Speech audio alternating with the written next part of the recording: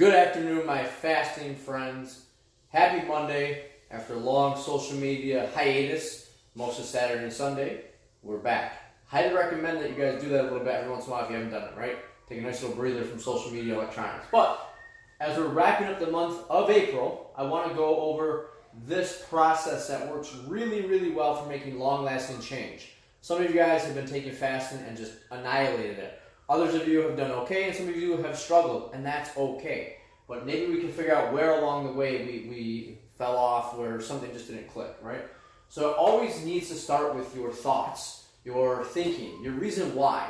Why would you want to fast, right? Why would you want to abstain from eating? Why would you want to not have eating around the clock? And for me, I know that my reasons are energy, focus, health, longevity, the science behind it. There's a lot of things that drive me to do it every single day. I want to be as healthy as I can be for as long as I can be, right? And fasting has done that for me. So my thoughts make me think that way, right? I also have done it long enough that I think fasting is easy, right? So that leads me to the next part. I say all the time, fasting is simple. Fasting is easy. I like fasting. It works for my schedule, right?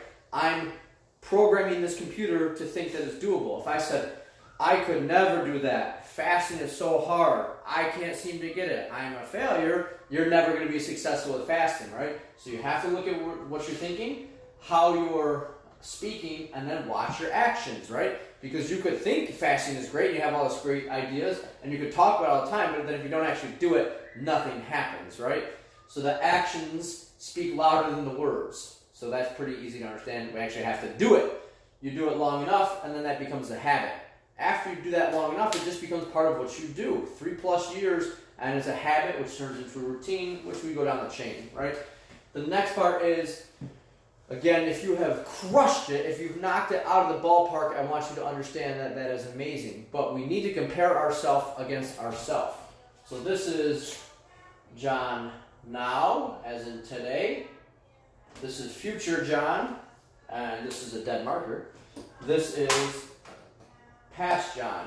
So I measure my performance against where I was 1 year ago, 2 years ago, 3 years ago, 4 years ago, 5 years ago. And I look at that and I say, if I'm going in the right direction, things are going well, I can probably predict that 3 years from now, 5 years from now, 50 years from now will be really, really good based on these thoughts, words, actions that turn into habits and routines. I can almost predict where I'll be in 5, 10, 15, 20 years if I keep this going. So guys, keep at it. If you're struggling, that's okay. It makes you human, but get right back to it. Compare yourself against yourself. So even if the whole month of April, you had one successful day of fasting and you've never done it before, awesome. Virtual high five. Get right back on it. It's amazing. It does great things for you. Have a great night. Stay happy. Stay healthy.